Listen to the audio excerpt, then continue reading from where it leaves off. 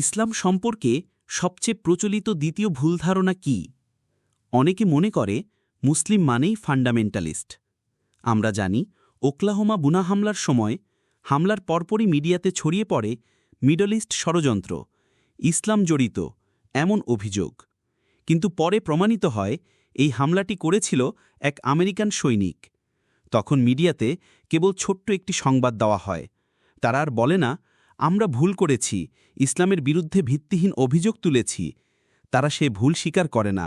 তারা দিনের পর দিন ইসলামকে দোষারোপ করে, আর সত্য প্রমাণিত হলে তারা চুপচাপ মেনে নেয়। কোনো দুঃখ প্রকাশ নেই, কোনো সংশোধন নেই। তাহলে ফান্ডামেন্টালিস্ট শব্দের অর্থ কি? এটি মানে যে ব্যক্তি কোনো বিষয়ের মূলনীতি জানে, মানে এবং সে অনুযায়ী চলে। যেমন যদি কেউ ভালো গণিতবিদ হতে চায়, তাহলে তাকে গণিতের মূলনীতি জানতে ও মানতে হবে, না হলে সে কখনোই ভালো গণিতবিদ হতে পারবে না। একজন ভালো ডাক্তার হওয়ার জন্য চিকিৎসা বিজ্ঞানের মূলনীতি জানা, মানা ও চর্চা করা দরকার। তাহলে সে একজন দক্ষ চিকিৎসক হতে পারে। সব ফান্ডামেন্টালিস্টকে এক দৃষ্টিতে দেখা যাবে না। কে কোন বিষয়ে ফান্ডামেন্টালিস্ট সেটা বুঝে তবেই বিচার করতে হবে। যদি কেউ চুরি বিষয়ে ফান্ডামেন্টালিস্ট হয়, তাহলে সে সমাজের জন্য ক্ষতিকর।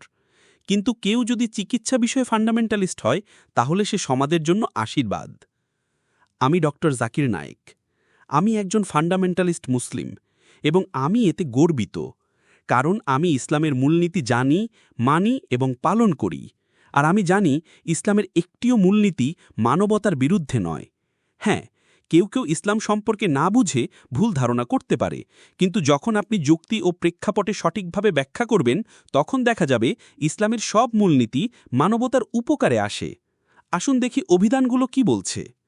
ওয়েবস্টার ডিকশনারি বলছে, ফান্ডামেন্টালিজম এক আন্দোলন যা ২০ শতকের শুরুতে আমেরিকায় শুরু হয়।